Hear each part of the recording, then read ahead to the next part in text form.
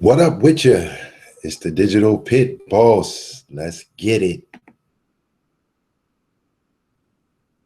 You used to call me on my cell phone late night when you need my love. Call me on my cell phone late night when you need my love.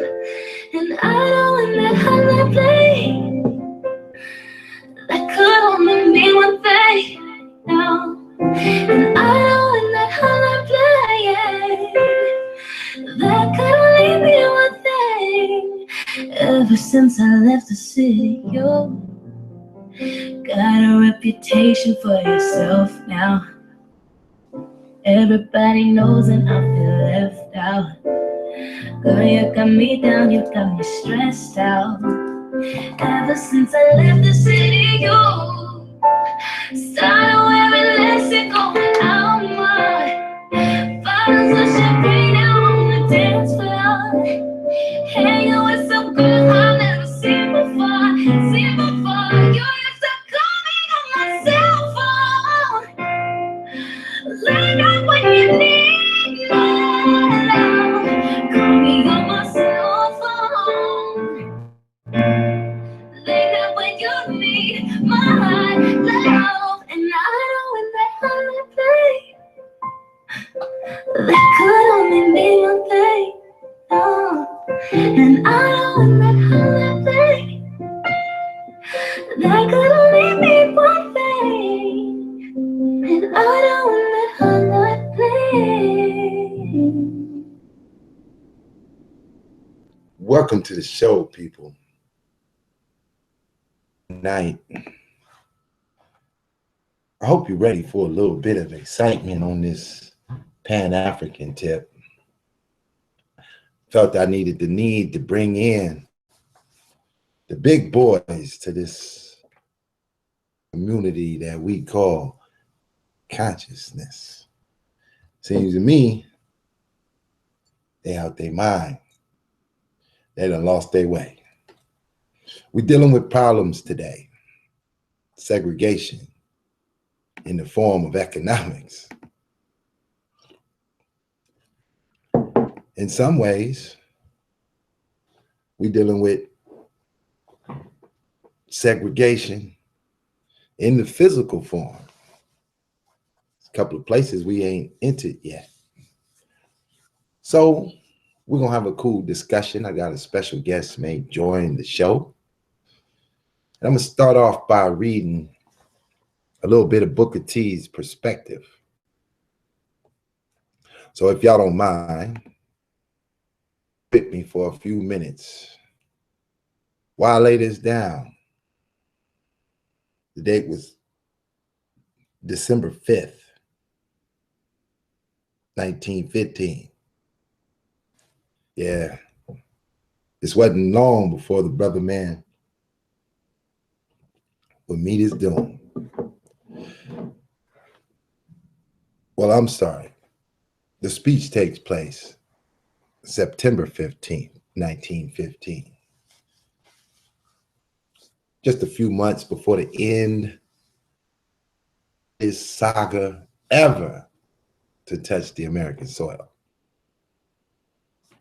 So I'm going to read to you the words of Booker T. Washington and his view on the segregation laws plaguing Black people in 1915 from his perspective.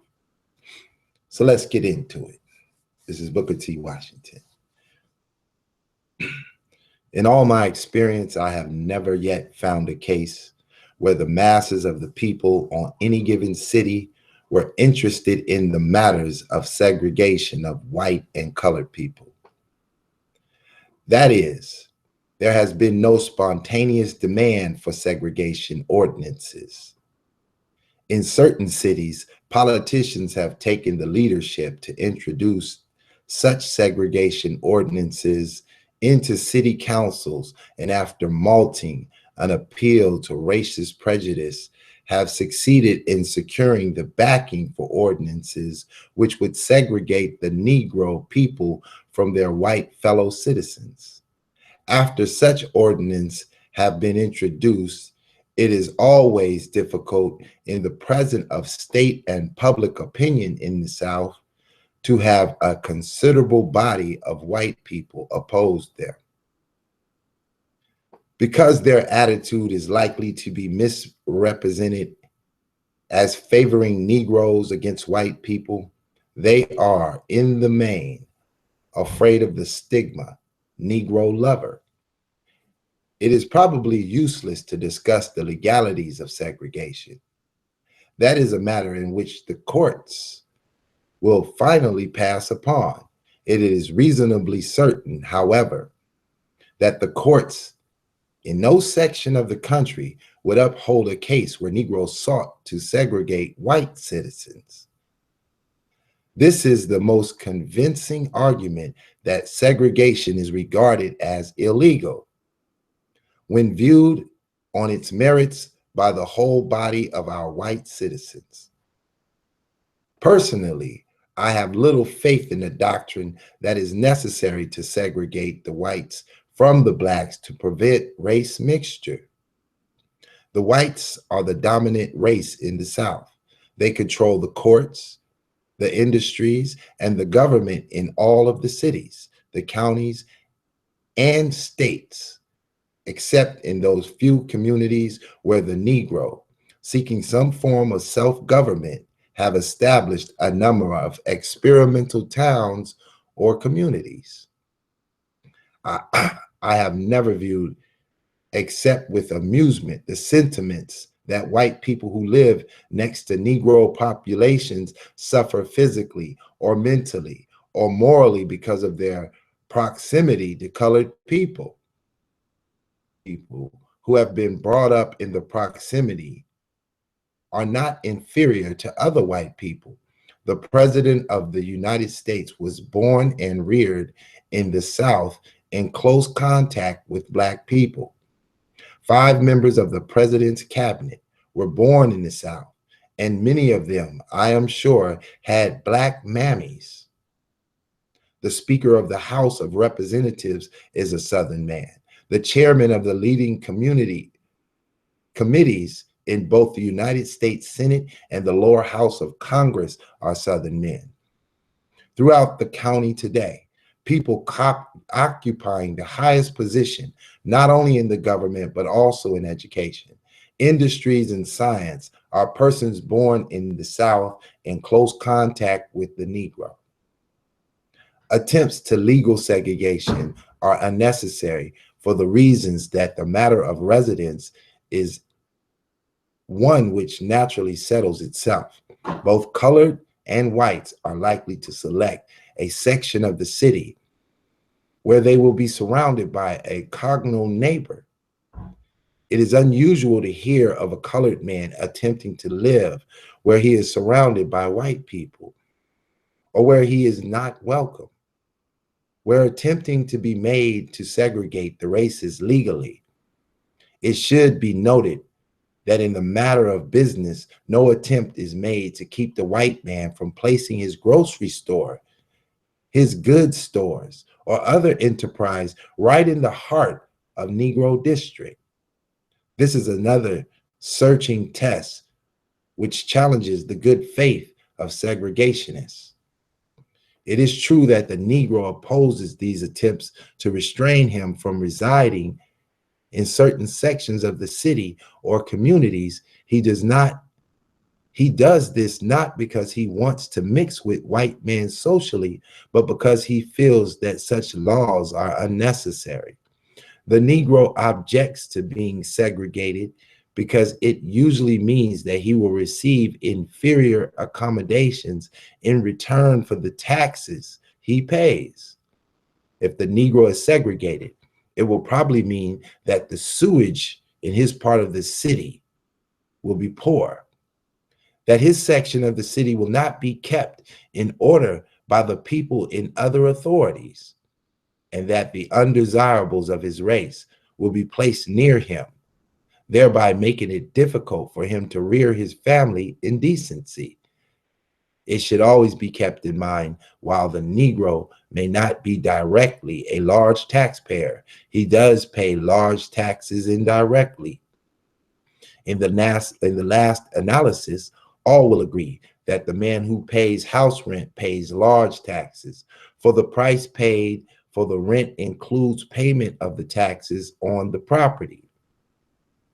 Right here in Alabama, nobody is thinking or talking about land or home segregation.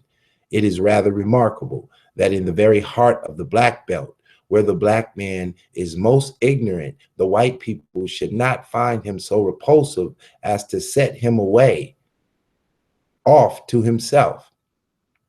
If living side by side is such a menace as some people think, it does seem as if the people who have had the bulk of the race question to handle during the past 50 years would have discovered that the dangers and the unjust to it long ago. A segregated Negro community is terrible temptation to many white people, such as communities invariably provide certain types of white men with holding places, hiding places from decent people of their own race, from their churches and their wives and daughters. In Negro districts in certain cities in the South, a house of ill repute for white men was next door to a Negro denominational school. In another town, a similar kind of house is just across the street from the Negro grammar school.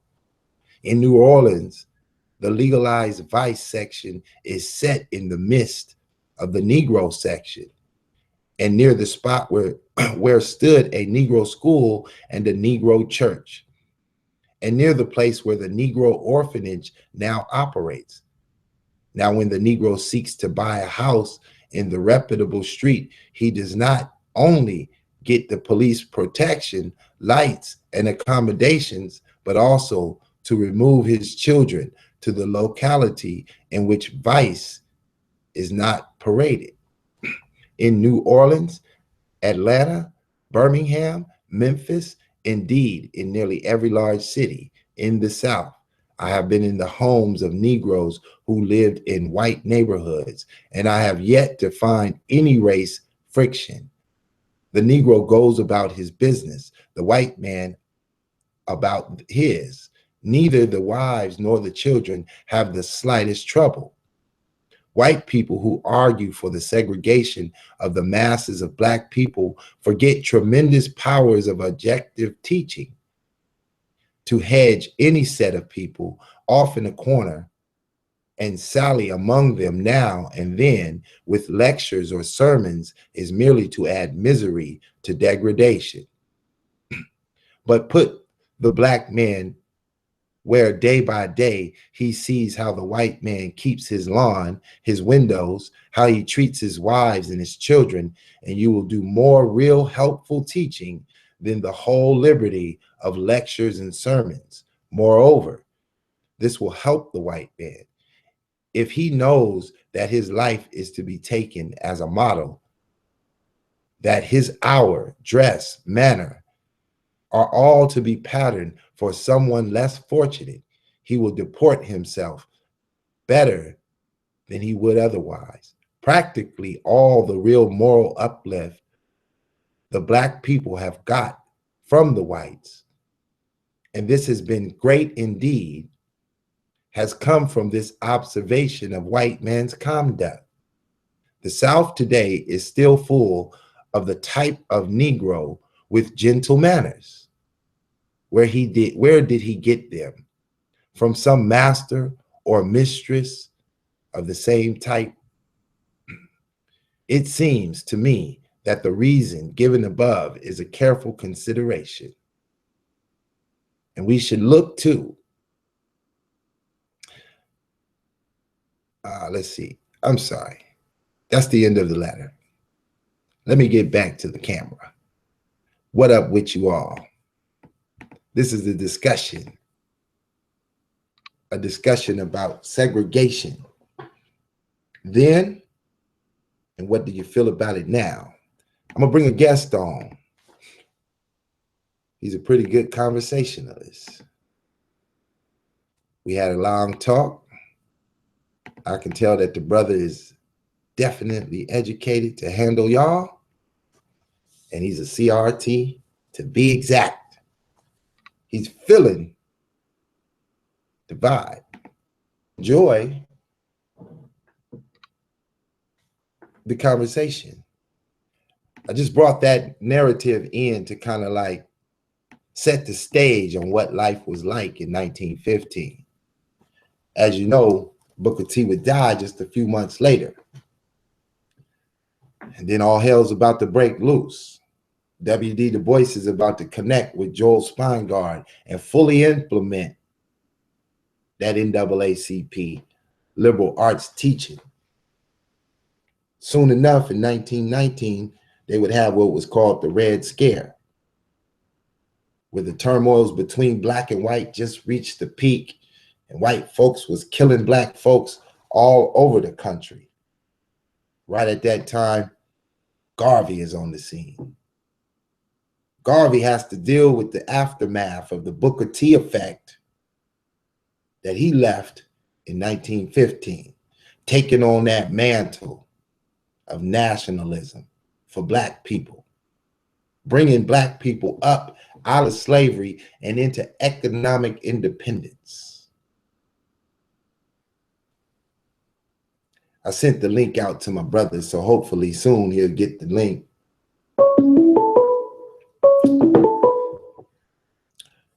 Okay, let's see what's going on here.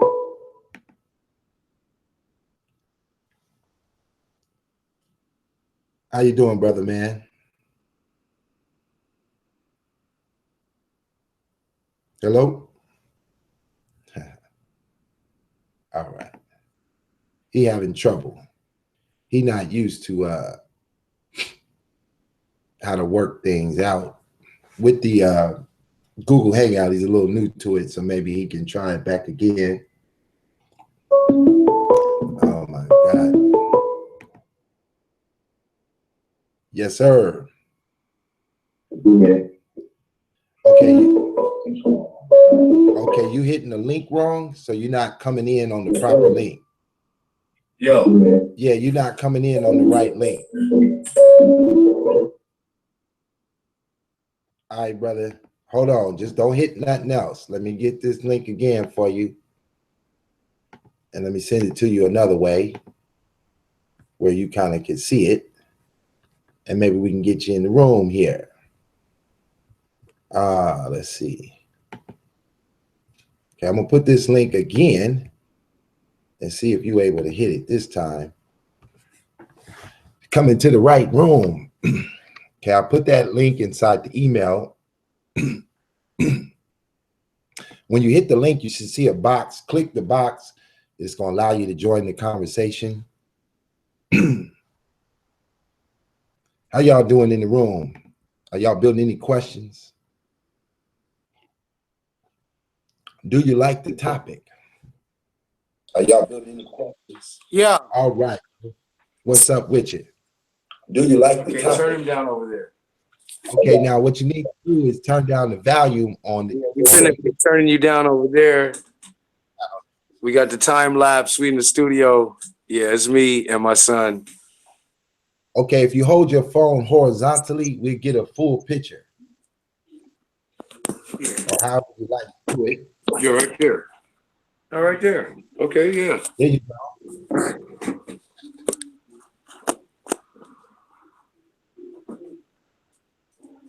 Okay, you're gonna give us a shot of the record. Yeah, talk to him. Yeah, Sam Cook. Okay. All right, brother. Did you get to hear the beginning opening? Yeah, man. First of all, I got to tell you that music. What was that? Who was that? Keisha Cole?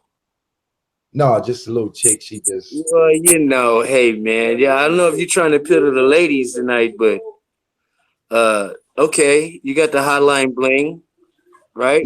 Yeah. But I heard your oratory, man. It was kind of verbose.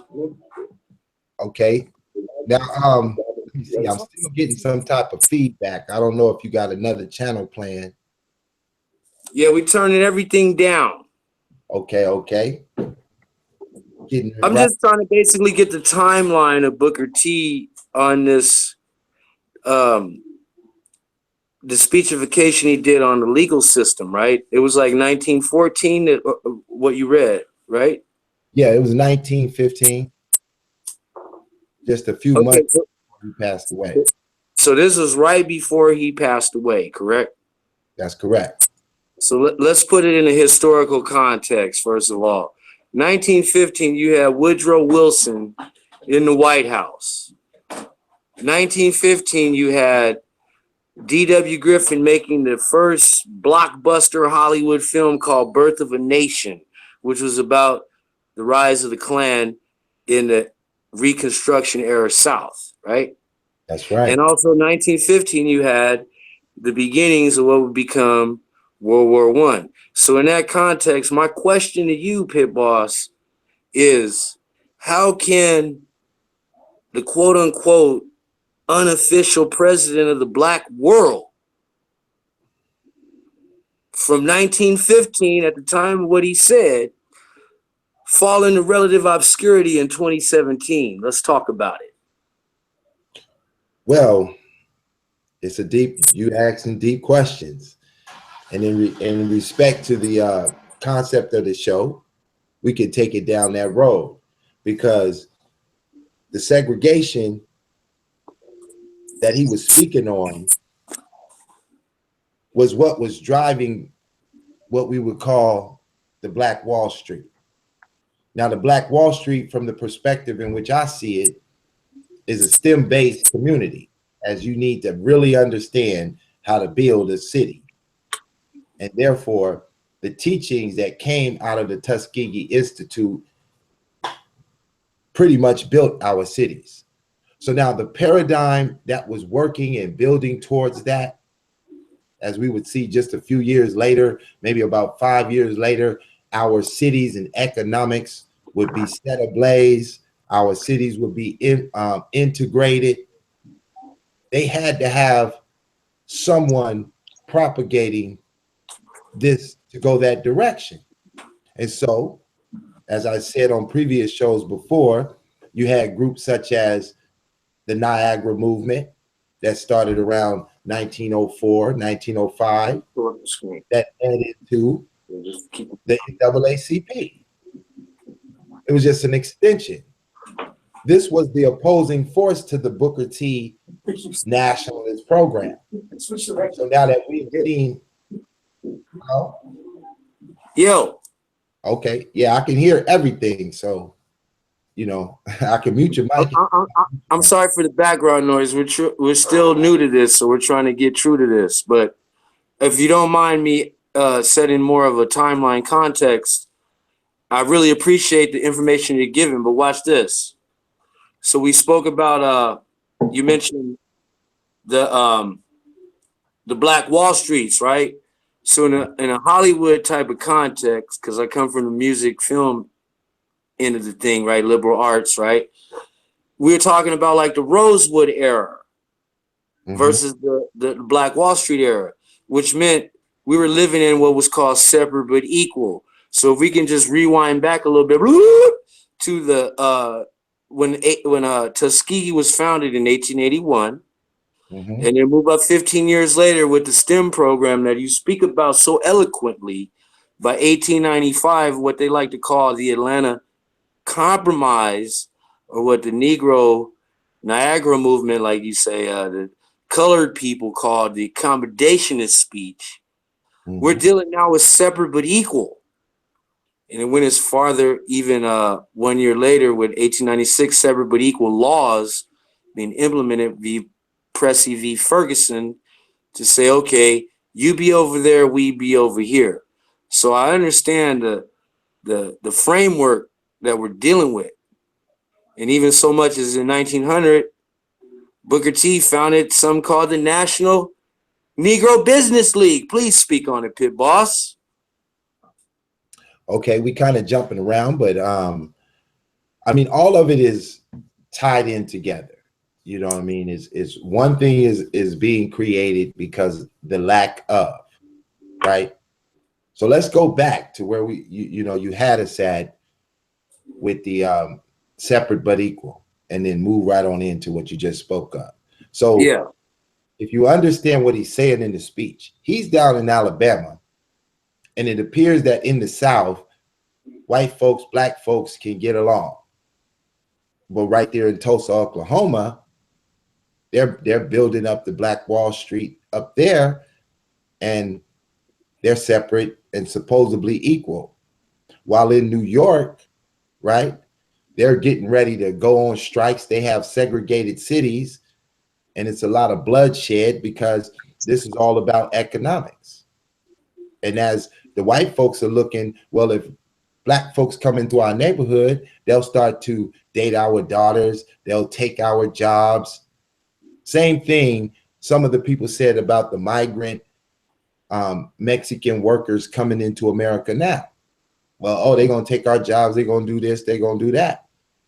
It's always a fear from another superior class as another class comes in and about. So with looking at the paradigm that's being built all over the country, it's not all the same in every state.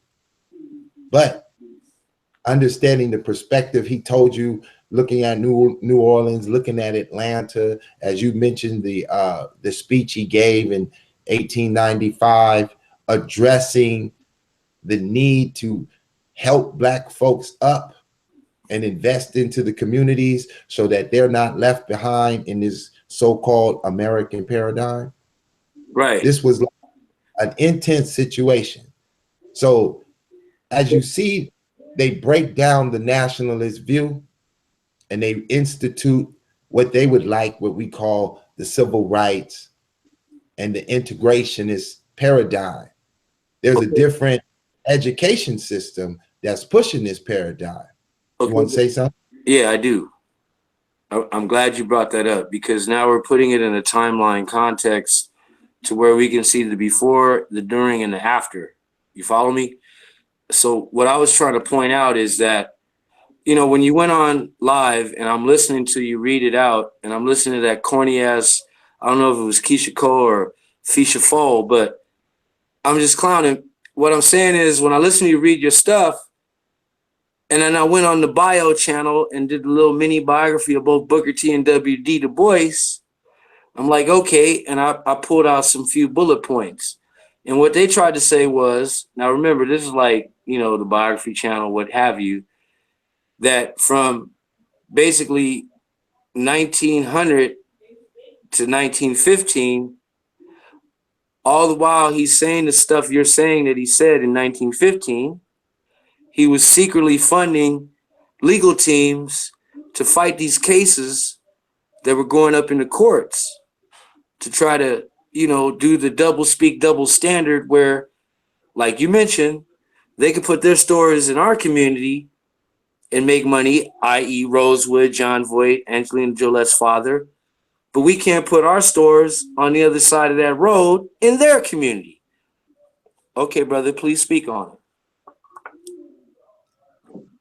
Well, that's just a matter of the segregated policies. I mean, they're still dealing with that factor. I mean, Black Wall Street didn't set ablaze till about 1921.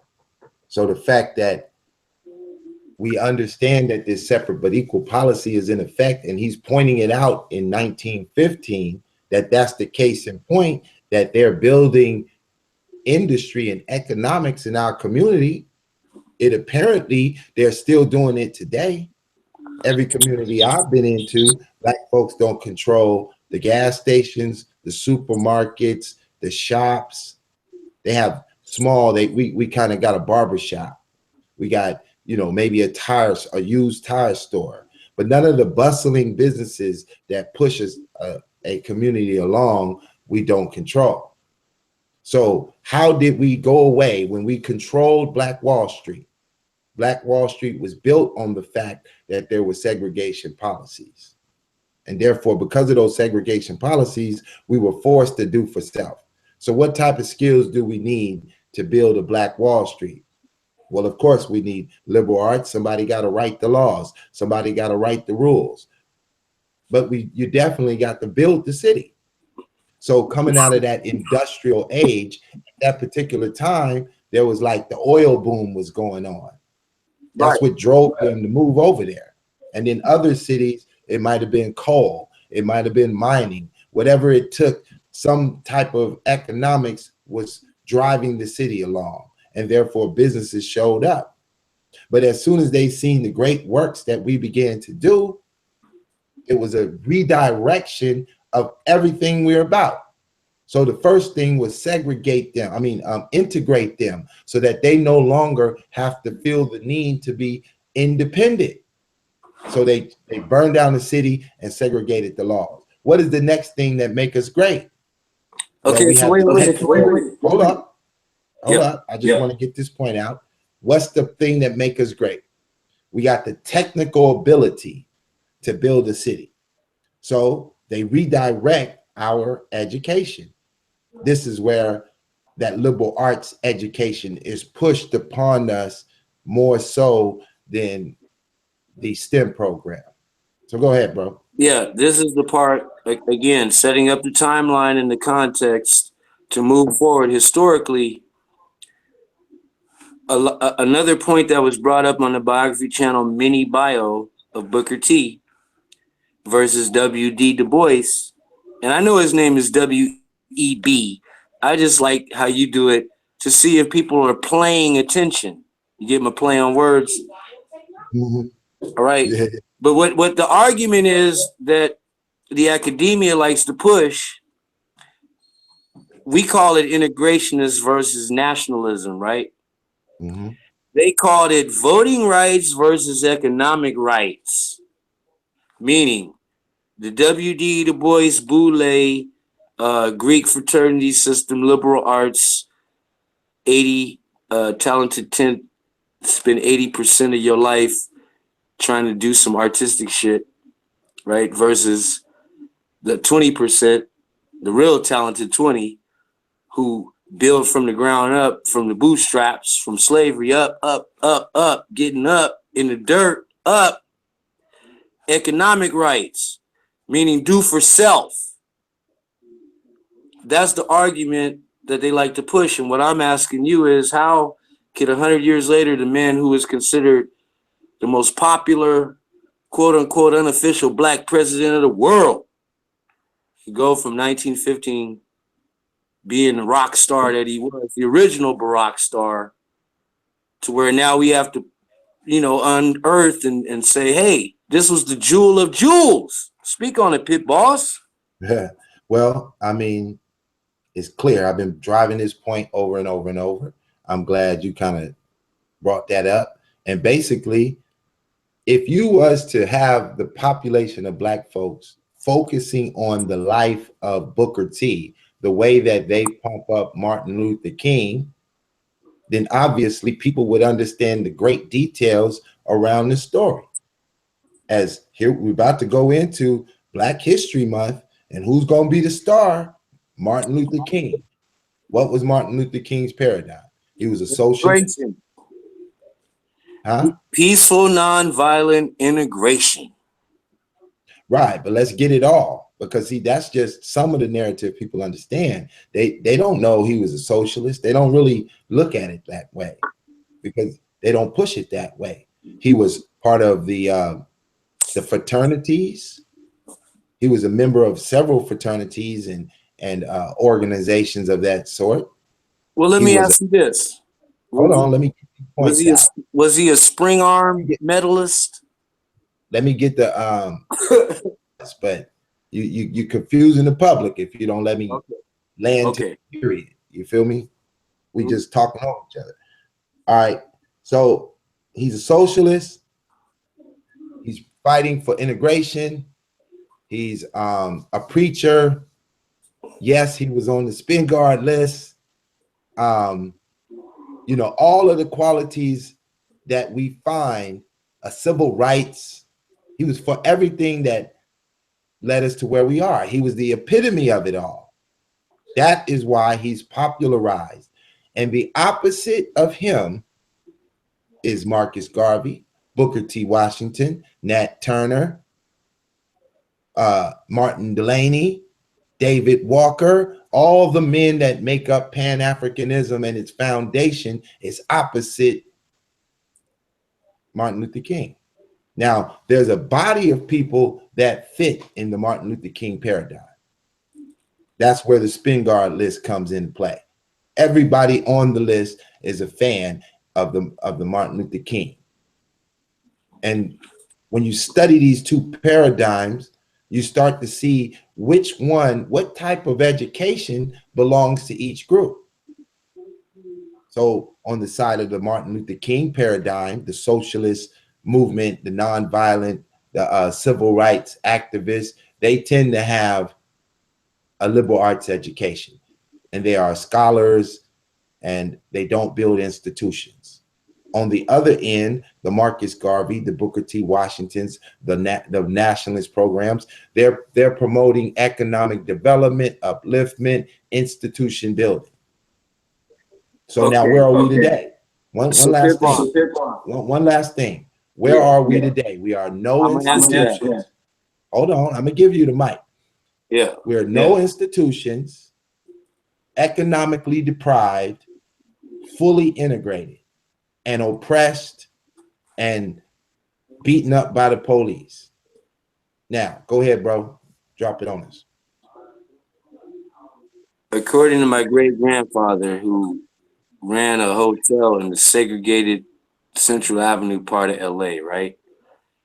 He said Martin Luther King was the undoing of the whole black infrastructure and economy of having our own community and controlling the economics thereof.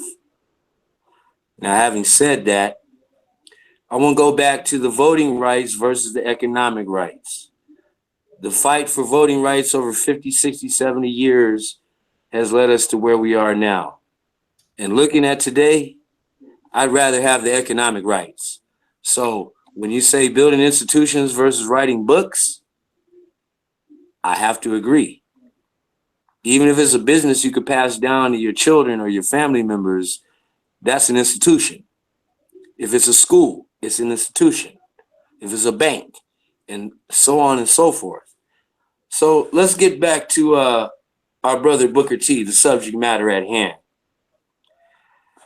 Could you please touch on the national statehood program or land set aside, separate states that he proposed, or even the more microcosm of the city sovereign plan, to quote Crying Reggie, for lack of a better paraphrase, where we want a separate but equal cities of our own, like Little Liberia, or even the concept of a nation within a nation under the separate but equal paradigm. Please speak on it, Pit Boss. Well, what I've come across, I've spoken a little bit on some of these subjects that haven't got fully exploited the information. But you said the Little Liberia, right? That happened Yeah. in what we call Baja California today, right? Uh-huh. Near the border, near Mexico. Okay. Now, he didn't himself go establish that city. What he did on a train ride on the West Coast is he talked about his concepts of the STEM program, influenced by the people, the black people who went to California. It just so happens that everybody there was basically already STEM educated, as that's why they went west, because of the work that they had to do out there was pretty much a STEM based community. So they was already prepared in the aspect of education. But once they heard his concept fully, they chose this particular area and created what was called Little Liberia in Baja California, which there's some monuments there today. And the next time I hit Los Angeles, I may just take a ride down there and see if I can find it. Then also he had proposed, I believe the state could have been Nebraska or maybe Minnesota. I can't remember off the top of Montana. Montana. See, I that's why I brought you on the show, because I know you know some stuff. And in mentioning Montana, he proposed that to the government. Said, well, if you just hate black folks so much, give us a state. Allow us to build us a community where we get out your hair. But they realize that don't work for them. Same concept when Marcus Garvey came along. See, a lot the type of teaching that has been going on in the conscious community, they're so focused on what Marcus Garvey had done that they thought this was a new concept. Now, They now, did not. excuse me, please, pardon me. Uh, this is why I bring up the other mini biography of W.E.B., or as you like to finally say, W.D. Du Bois, the antagonist versus Booker T and Marcus Garvey, and how he came to such prominence being the integrationist that he was. So let's touch on that and how he became so powerful to quote unquote at the time shut these brothers down. Okay, well, let me finish my point, and then I'll cover that. Just real quick because it was kind of important. I just wanted to say that Booker T. Washington had invited the former president of Liberia to Tuskegee, and they actually have a picture of them together in like 1901, right? So he was already making plans to go and develop in Africa. That not that he physically went there and did the work, but his ideas and his concepts had already reached Africa and was already being implemented. Now, to what you're saying, these types of things that he did, like you had mentioned, I think we were having a conversation. You talked about how when he did that compromise speech, the white folks really understood where he was coming from. Let me say it. I'll say it. Uh, this is what happened at that exposition in Atlanta where you're at. It was the World Exposition, right? And they did a special Negro little, hall, and he was the Mhm. spokesman. And he was so eloquent when he said, I could paraphrase it. You could quote it better than me, but he talked about the fingers and the hand. All right. And it's kind of like on some Make America Great Again shit, double speak. But he said it in such a way where the Rockefellers and the Carnegies and the DuPonts and the Mellons and the Vanderbilts threw him some bread. Now, the first thing what happens in the black community today and always since Willie Lynch, soon as the white man throws a nigga some bread, niggas is mad. I'm gonna make a song called Niggas is Mad. And they got mad at Booker T. And that's why I'm saying, how did they assess the forces to not only go against him, but also Marcus Garvey with the same Negro, souls of black folk, W.D., Charlotte's Web, Du Bois. Now, before you get into that, dog, I'm glad you brought up the international aspect of not only Booker T and the STEM program with the president of Liberia, but in a couple of videos back, I did my homework. You talked about what do they call it? Groups, uh, consortiums coming over from different countries and sitting at the feet of the elder Booker T in Alabama and asking them, well, what is this program you have for your people that we could take back to our own countries and develop a nation? And it wasn't only black people. Pitt Boss, please elaborate.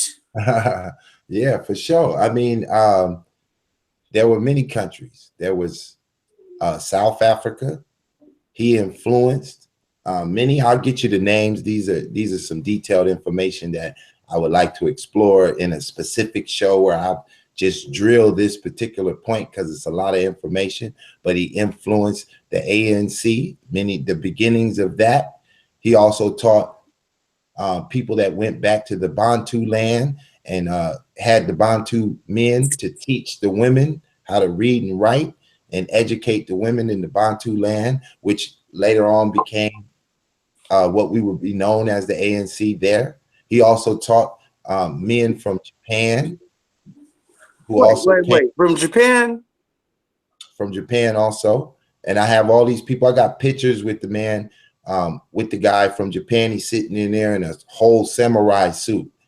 And one of their very first institutions based on STEM, they dedicated and from the teachings that they got from Booker T. This is what drove their industrial revolution in the direction it would go.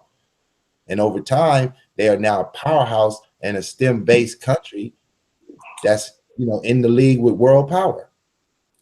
And this is the aspect of Pan-Africanism instituting cultural protection as well as economic protection. Without cultural and economic protection, it's difficult to build a community and a world body government. You see what I'm saying? That's why when Garvey comes along, he couldn't do nothing else but implement this system that already existed.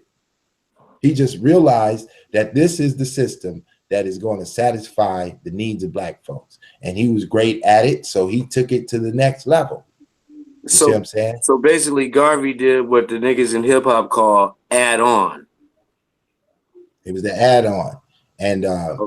with a firm position, as well as the men around Garvey were raised among Booker T.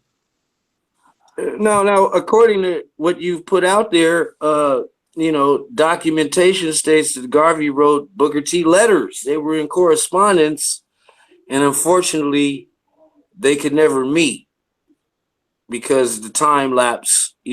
One passed and one came, and then one stayed and added on. Mm-hmm. Please add on. Yeah, I did a video where I covered the letters. I think it's on the Digital Pit Boss page, but I definitely had read the letters that they corresponded with, showing his interest in coming to Tuskegee to implement the program that he had there in Jamaica. And it was unfortunate that when he was on his way, that Booker T died. So, that's how he ends up going to Harlem. And he had met Booker T. I mean, he had met W.D. Du Bois, W.E.B. Du Bois in Jamaica. So he had already knew him, but it was kind of like he wasn't really happy about the meeting that they had. And so he visited the NAACP office looking to see what is the Black folks advancement program. And when he walked in, he was pretty much disgusted Because he seen Joe Springarm and his buddies over there and was like, wait a minute, this ain't no Black program. This is a colored people program. It's integrationist. It was the early stage. So see, when you listen to the rhetoric of people today, and they don't want to take you back to that early stage of Pan-Africanism, what we call it, like the seedling time that you mentioned before to me in a past conversation, that early stage and what was the ideas, like when you don't cover that, but you repping red, black, green, but you don't go back to understand the methodology that they put in effect.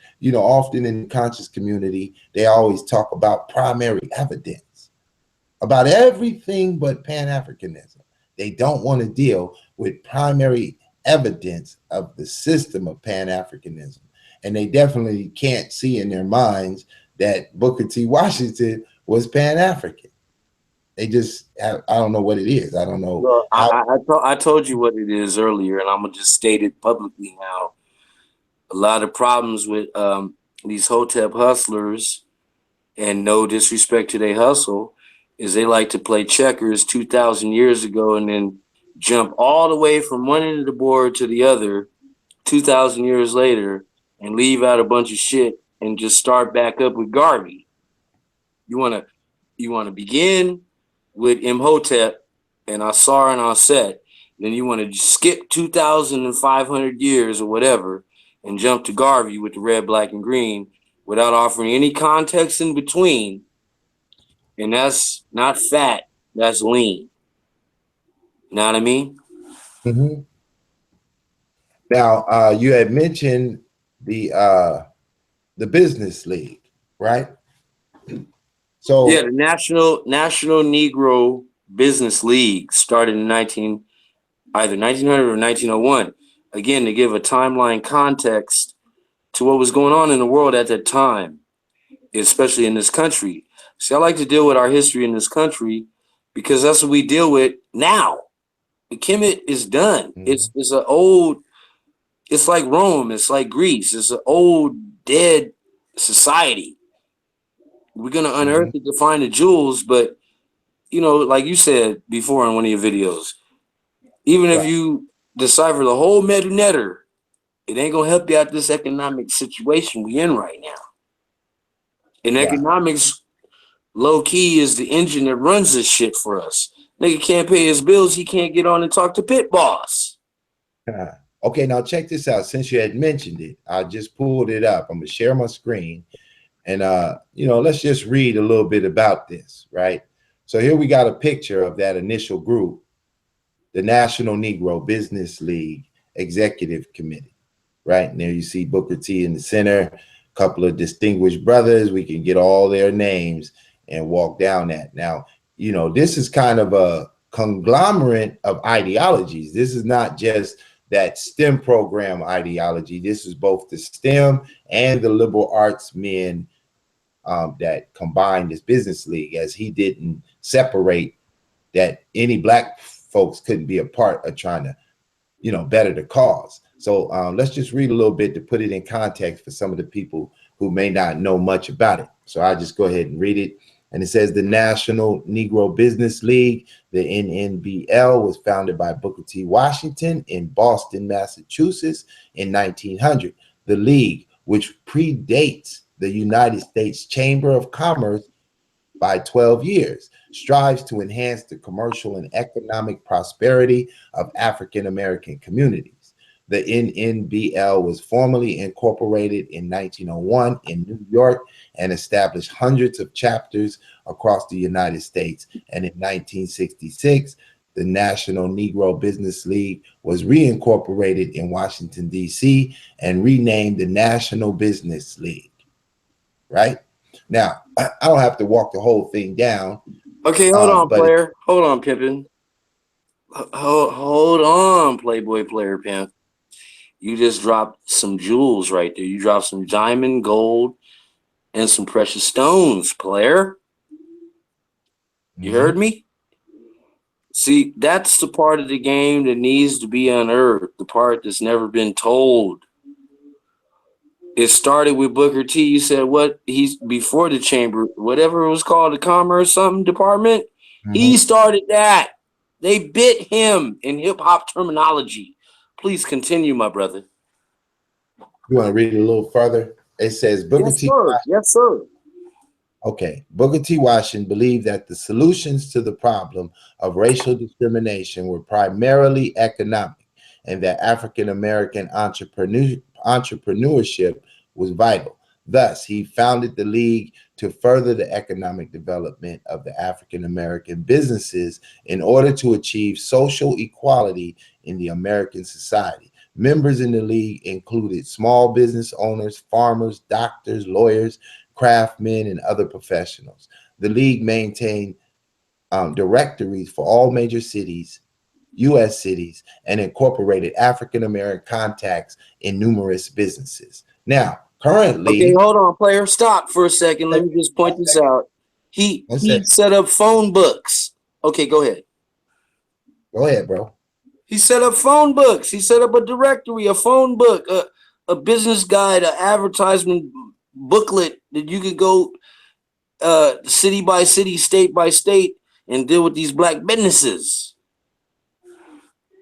Okay, I agree. I mean, now let's take a look at some of the issues that they talk about currently at the stage we're in and what we need to be doing.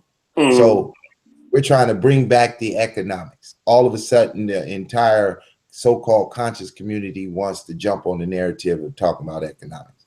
And then you had various people out here creating um, various power economics. Someone wrote the book, the brother Clyde, Dr. Clyde Anderson wrote Power Economics, right? You have Amos Wilson talking about the blueprint of Black Power.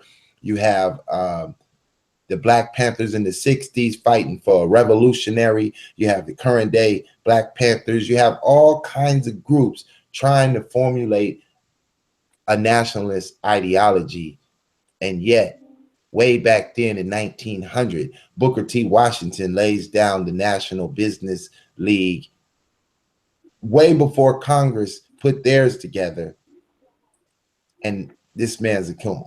this man isn't remembered in February Black History Month?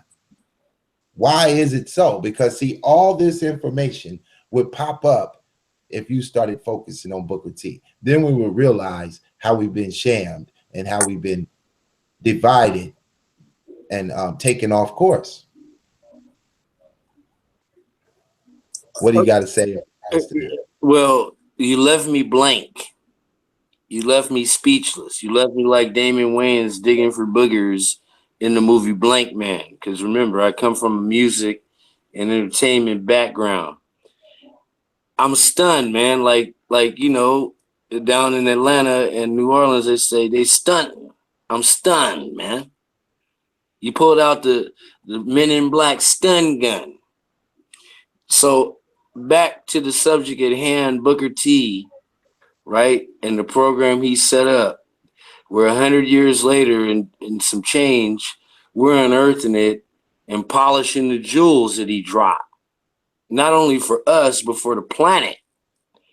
You mentioned he met with some Japanese and I think some Chinese in another video, and they asked him, "What is your program?" So we can go back and build our nation. And according to everything you taught, is this the STEM: science, technology, engineering, and mathematics? How can anybody go wrong with that? Well, you can guarantee that as we get down the year, right, and we start to really push the paradigm, like right now, I'm still just walking into it slow. I'm already receiving various, aggression towards this concept being pushed to the foreground, right? As they seem to want to box it out and they continue to want to say, hey, let's focus on the arts, let's focus on the arts. And then my question is, we got plenty arts. We got plenty of that. We got all types of educated people in that aspect. Here we are under Trump, and the idea under Trump is that there'll be racial terms spewed on the news, which will cause various issues and to go on within the community. Eventually, somebody will get shot where it was unfair.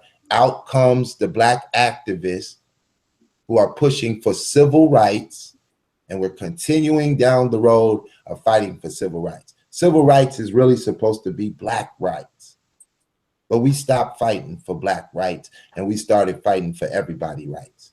And until we get back to what do you owe us, what can we get that you owe us, and we remove ourselves from the plight of the entire nation and start dealing with the plight of Black folks, you can't get that when the company that's responsible for it, that goes by the name of NAACP, has made it their statement that we fight for everybody. Yet the company is supposed to be fighting for colored people, which would be the Blacks, and it doesn't fight for Blacks. It fights for civil rights for everybody. And the benefactors of civil rights include all the immigrants, white women, and all kinds of people, and Black folks is still at the bottom. It wouldn't be difficult to understand that we have lost our way, that we have a crisis with the Negro intellect. If you ever get this book, you done got the book of a year, of the century. This book is so powerful.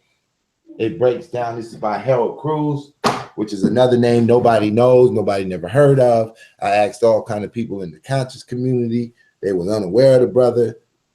They had no understanding. I spoke to some older school cats in the community, names I won't name, and they had a fit when I mentioned the name. They almost blew a top. Okay, can I speak now?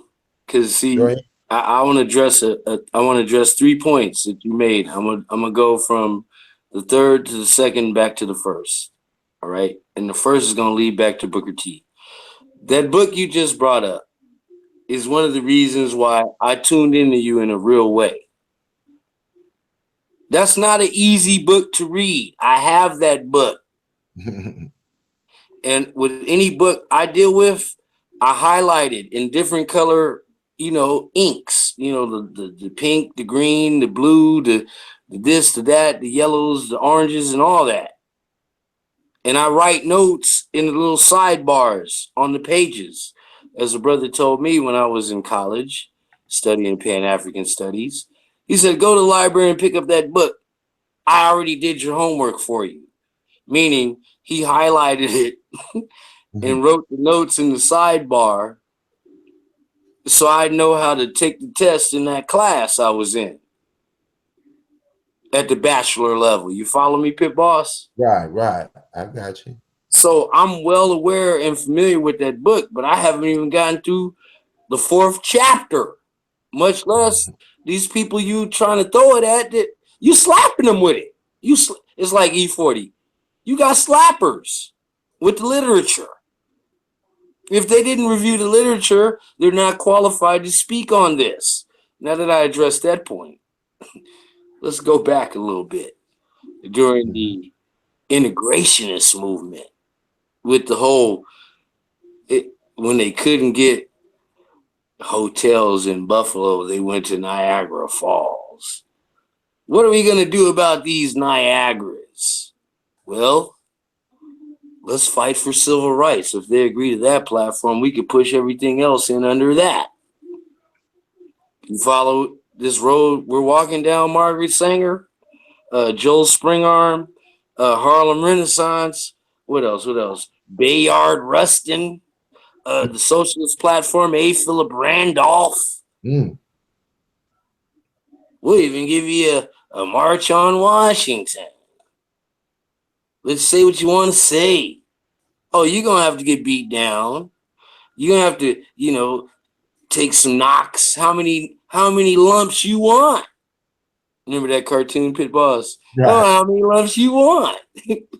Oh, you going to get them. Come across that bridge, nigger. I, I don't mean to get carried away, but the point being is what is that integrationist platform, or as you like to call paradigm? Shout out to Israel Doctrine on the paradigm and the narrative. What has that netted us? What has that grossed us? What has that gained us today under the orange is the new black president as a white lash to 8 years of a black man being in the White House? Now, that's point number two. Going back to point number one, Booker T. So when he proposed, okay, I'm rolling with the separate but equal. What the integration is called the accommodationist movement, right? And then what they call the economic rights versus the voting or civil rights movement.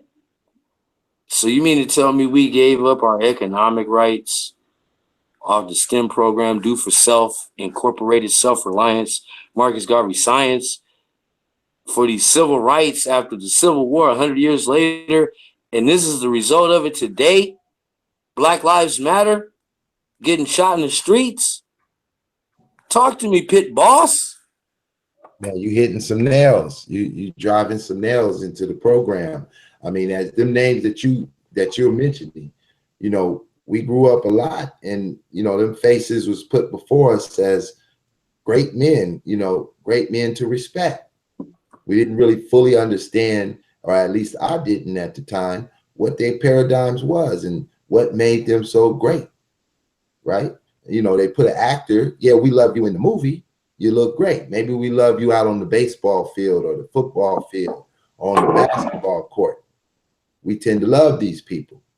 But when you understand that our economics is just tumbling down and our rights are at the bottom of the totem pole, what type of rights have we received from this civil rights movement? How many more marches and speeches do we got to make before we realize that we'll never get these rights we fighting for? Not under an integrationist program. There has to come a day where Black folks retool themselves. And so Pit Boss plans to interject that conversation until I air out all of the other conversation that's leading us in the wrong direction. My assessment of what they call in the Black Power movement is fooled. It's fooled the same way that Harold Cruz broke it down in 1967 when he dropped that book, that there's a failure of the leadership. And we got them same integrationist, civil right minded leaders today. Those are the ones they put before us.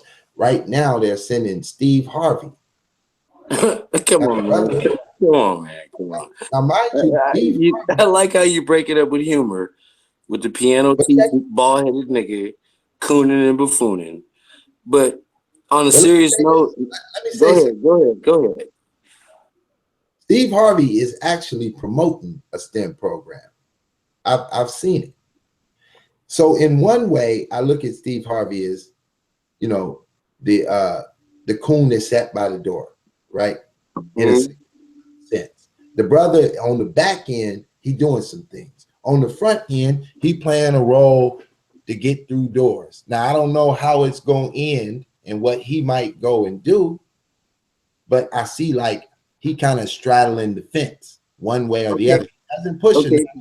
But program. Piz, I'm sorry. On that topic,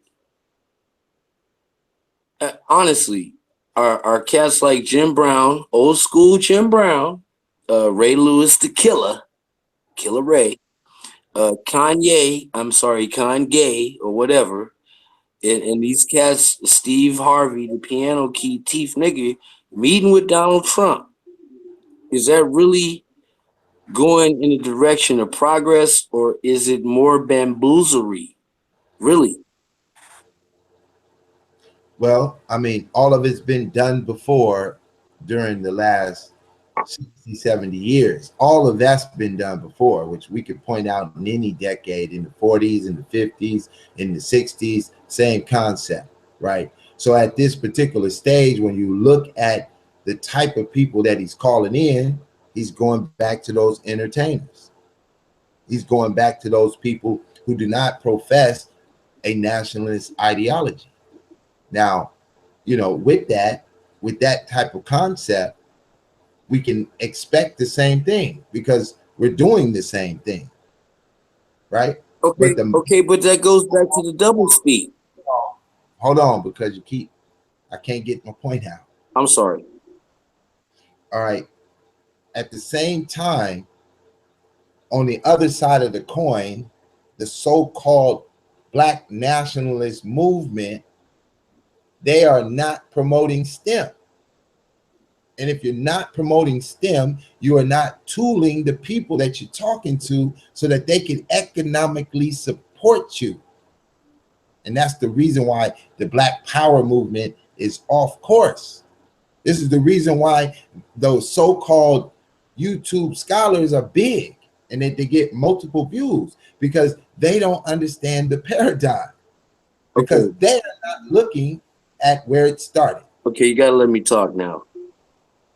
They don't know what STEM is because you didn't tell them what it was. The YouTube world did not know about STEM until you brought it to the fucking table, nigga. So therefore now they're following STEM, but you gotta keep teaching STEM and break it down, the science portion, the technology portion, which is huge, the engineering portion, which niggas don't want to know about, because that goes back to the Kemet Imhotep building the pyramids, operative masonry, and then the mathematics, which goes to the 5% Wu Tang Nation, hip hop, add on. You got to put it together, man, in a fucking jigsaw puzzle, pit boss. That's why I'm on here right now, live with you. Speak on it. Oh, it's coming. When I say I got 700 videos for 2017, the paradigm is already laid out. I'm just regurgitating it. I know exactly the direction that I want to bring it, but you can't do it all in a show. It's got to be day for day. There's still particular things that go away from the narrative that deal with the practical. That's why we created the soap idea just as a start. That's why we brought in the Bitcoin as Wait, the another soap? start. The soap. Let's stop right there with the soap. You cleaning up the conscious community with the soap, huh? I mean, it's out there, within the conscious community, but it's not organized. as far as bringing in products and allowing the fan base to include themselves in some of the profiteering or increasing their knowledge to develop for themselves. Because the way I'm introducing mine, I'm giving you the game. I'm not selling you the game. I'm giving it to you. I'm gonna show Oh, you you mean buy the truth and sell it not? buy the truth and sell it not. Hold on to So, that. Hold on to that. so I'm just saying there's more that I have to throw out there, but I can't just jump the gun. I got to bring it in subtle. There's some topics that is so icy hot that when I drop it, the haters is coming, new haters, not the same old player haters that show up on the daily, but brand new ones. That's going to be alerted to the paradigm they've been trying to shut down for 100 years. Hey Mo, he said brand new haters. Not brand new heavies, but brand new haters. It's going down, and so uh, it's tough. So you got to make sure before you push hard on the paradigm that you actually have your economics working. Okay. That's why I started off. I still, one second, Yeah. I still haven't got to promoting the LLC. I did one little video a little ways back, but I really need people to understand they need to go out and formulate an LLC. I can assist them, but I haven't got to that portion just yet. So from Booker T to LLC, 100 years later, that's a whole new topic. I ain't even looking at the live chat, but they active, man. They active. But here's what I want to say on a closeout is that we got to revisit Booker T and the whole Reconstruction era after slavery so we can see how inventive that we were when we were really we. They can call it a compromise, they can call it accommodationist, but it was nationalist, and that's a scary word right now. You know, the nation within a nation, and we got to define the nation that we really are trying to be, all the way from a GDP. I don't know why I'm rhyming, my brother, but you have the floor. It's all good, bro. I mean, you right on the money. You chiming in good for me with the context of the show. I mean, we're dealing with African paradigm pre-Garvey that gives us the foundation of how to build. You know what I mean? It's good to hear the movement that Garvey pushed and how he created the Black Star Line. And, we've been exhausted with the information. What we have not gotten into, like the brother just said, we haven't gotten into the Civil War period. We haven't gotten into the Reconstruction period. Not in depth, where you fully understand how to solve your problems today by taking a look at the past, looking at they had worse problems and how they approached it, how they retooled themselves to build a better nation. It goes back to the application of applied knowledge. That's where it's going to start, that we start to apply knowledge. Well, you said something very succinctly about Booker T in a previous conversation. It was about teaching Black people how to brush their teeth. In a chapter of his book called Up from Slavery, he talks about us making our own bed, cleaning our own house, pulling ourselves up by the bootstraps. There's deep meaning in that.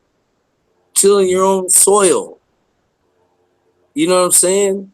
Like, instead of being always busy, always being moving forward in your own house, in your own domicile, in your own space. Organize your space, organize your mind, organize your space, organize your time.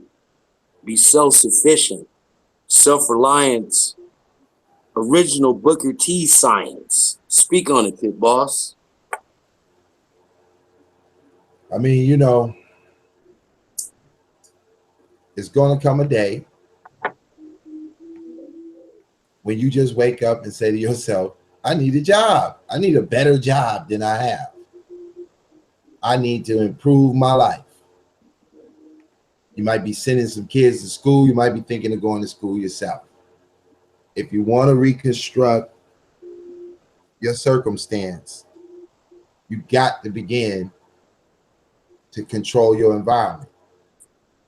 There's no better precise information on how to control your environment than the process we went through from Juneteenth Mm. to the exportation of garbage. Those years are so impactful that they changed the modern world. And when we look back and examine it under a microscope, it'll be obvious why we have bad leaders today, because they do not talk any of this information. That's how I see it. Well, man, I feel like let's bang on this whole integrationist construct ideology mentality that has kept us in slavery. Because, see, Malcolm and them talked about separatists, but it was really nationalists. But we got to really break down and define the fundamentals of nationalism, how to build a nation. All goes back to Booker T. Now, another thing I want to touch on, Pit Boss, while we're in this moment, is the international concept of black nationalism, meaning black nations abroad. Okay, I've traveled. Some people don't have what's called a passport, much less spell it. Get one. Go to your post office. Get a passport. At a moment's notice, be ready to travel, because anytime you leave this nation, you must have a passport to exit and enter. You feel me? So what I'm saying is, like, if you have that and you can visit abroad, you can get off the plantation of this nation that keeps us locked up in the situation of degradation. I give you the floor, Pit Boss. Well, everywhere you go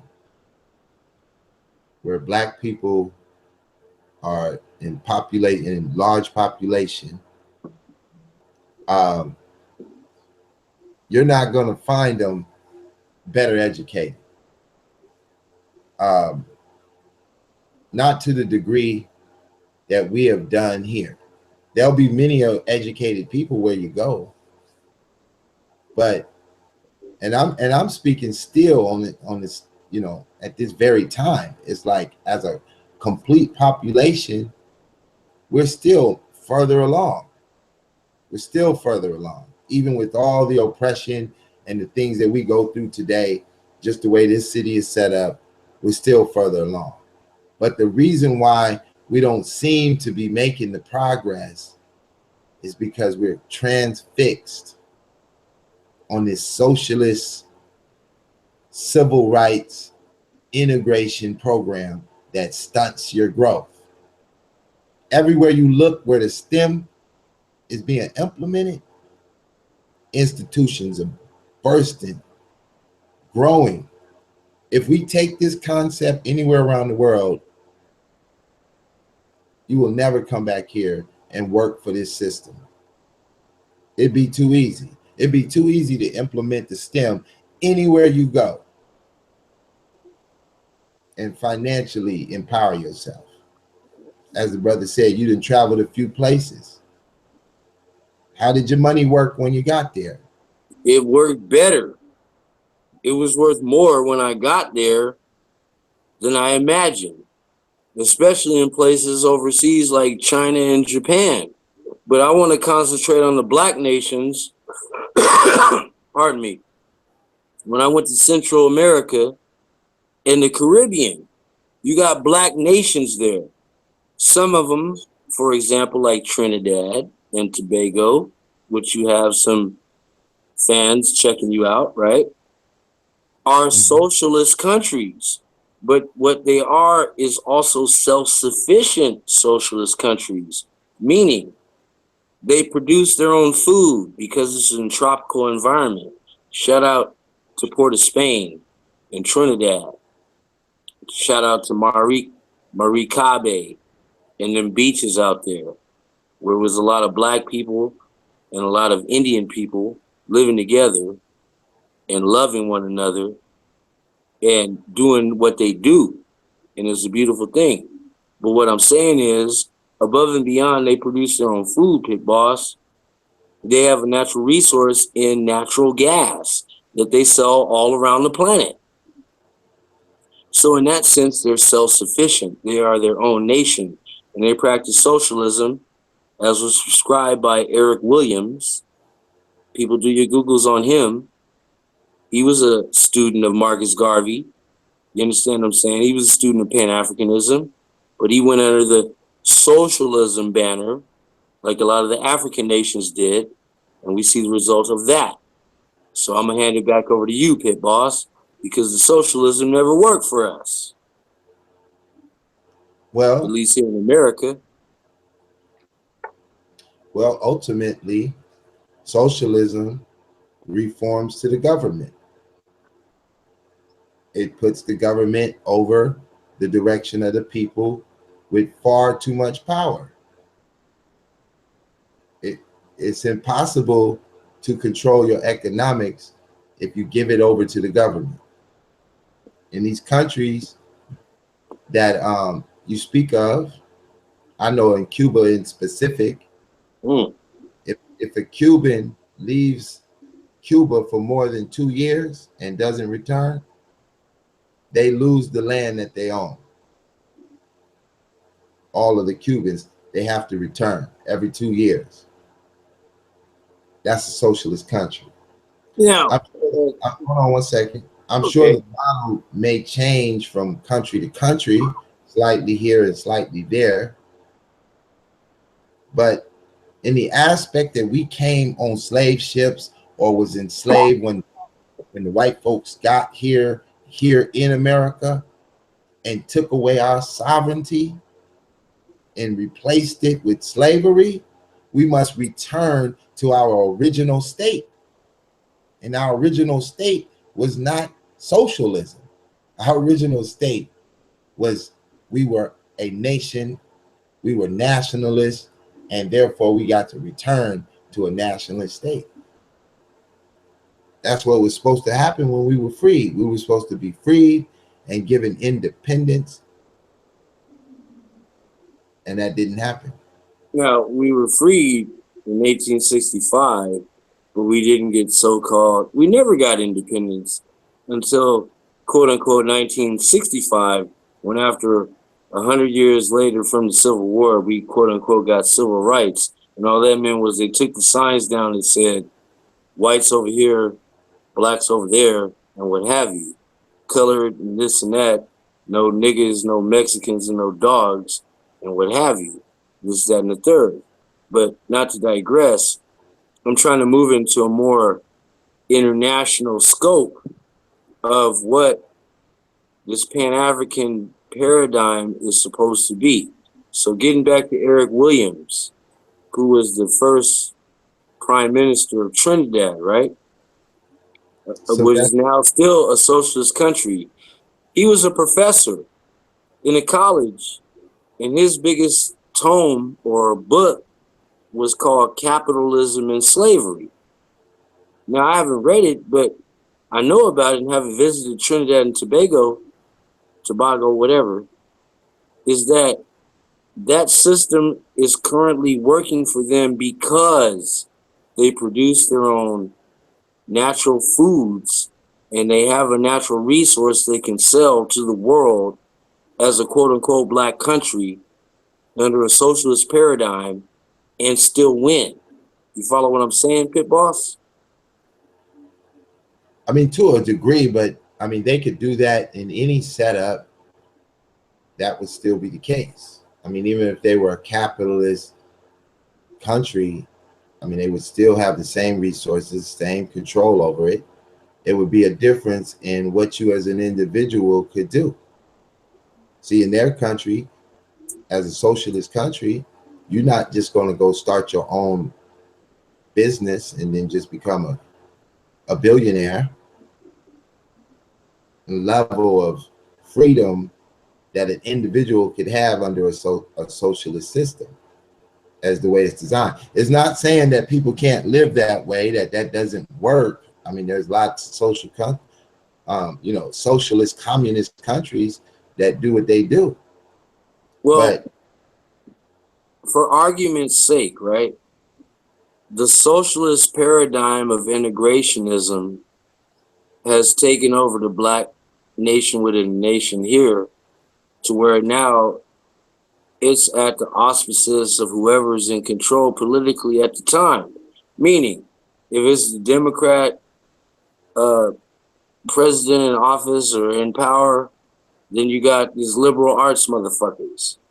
If it's the Republican Party in power, then you got these Kundaria, Krakatosis, Niggeritis, to quote our brother Seti, with Kundaria that is right up there as the athletes and entertainers buck dancing and tap dancing for the orangutan orange is the new black president. Speak on it, pit boss.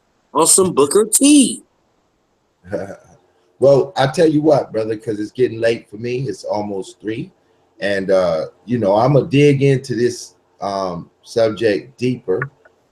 I mean, I'm a definitely talk about some current topics and put that in this Booker T perspective, this Pan African perspective. Um, a lot of topics are popping up over the next 30 days. I see in the conscious community different things that's about to take place. So, we're gonna be able to get into it. But yeah, I'm gonna go ahead and bring this one to a close. I appreciate you coming out and speaking with me, bro. I mean, it's good to have some contrast to my shows and bring on people that can, interject some other perspectives to help bring out more information. So, with Okay. that, I give you the closing. I have one last question. Yeah, I give you the closing. How do I go back and review the chat line? How you started the show? You can hear me on the chat line, and it's gonna be fine. I want to see all the comments that we've been talking because I can't read and talk at the same time. I'm an old school player from the 70s. Okay, I can't really tell you how to do it from on your phone while you're in the room, but when you come out the room, as I No, go I'm in, on the computer. okay, so just go to my page, Digital Pit Boss Effect, and click on it, click on the link, and you'll see the chat room. Hey man, well thank you for this opportunity. I hope I didn't bore your fans with my album covers, but that's how I do it. I'm old school from the 70s. Digital Pit Boss is the answer to the cancer. Hey man, DPB is the solution to the pollution. Y'all better recognize, put the needle down and have it on the record. hey man, I appreciate you, bro. I mean, sometimes I feel like I'm out here by myself, but it's all good, man. I know many of y'all is rocking with me, and I appreciate that. So I'm gonna let you go, bro, and I'm just gonna do my close out and let these folks go to bed so they tired of listening to Pit Boss. So to the next time, Mike, I'll be at you, bro. Can you hear me?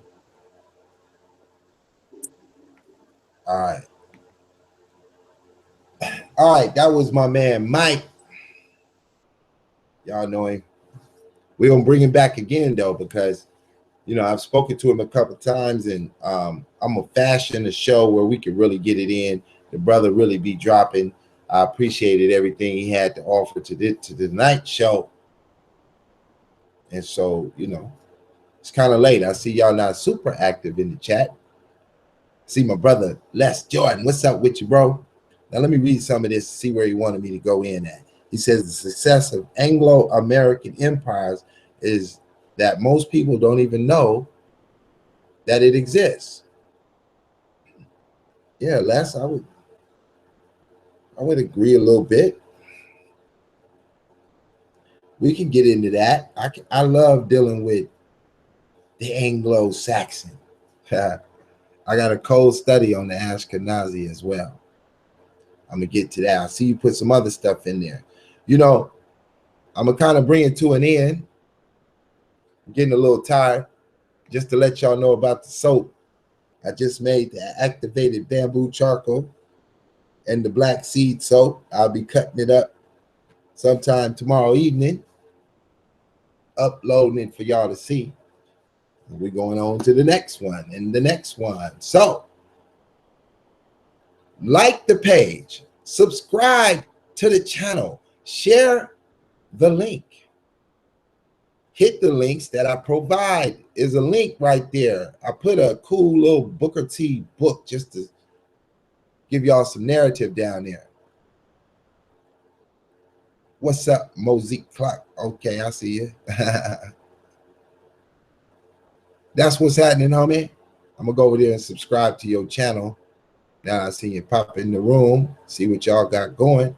I think we got some music coming up out of there. Yeah, I'm gonna be the second subscriber on your channel here. You gotta start putting up some little 5-minute breakdowns with some music or something so we can promote what y'all got going on, brother. Much love to y'all. Appreciate Pops coming on and rocking hard with the pit boss. Baby. So, I'm too tired to even do my 4 agreements. I'm going to take it away. I'm going to drop down and hold on. What I want to do? I want to do this. I'm going to give y'all the logo. I'm going to take a breath and I'm going to play the sweet sounds of the hot bling.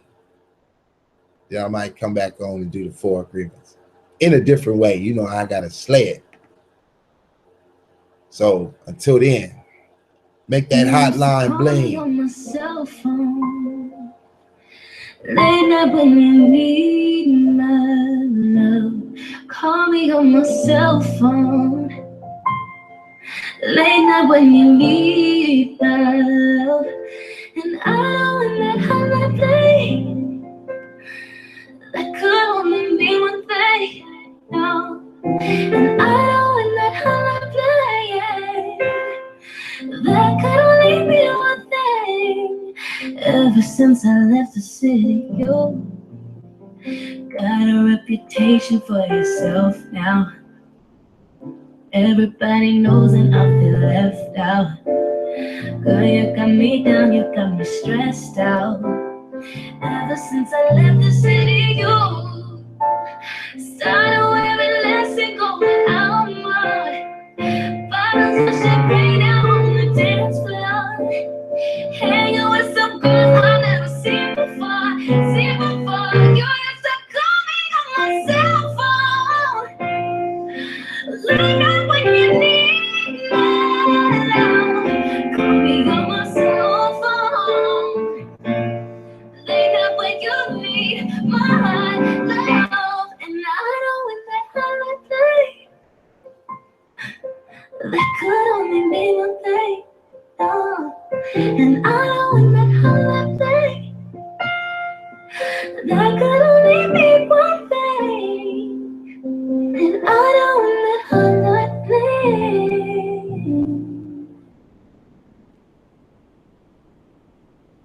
Appreciate y'all for staying up on the late night tip with me.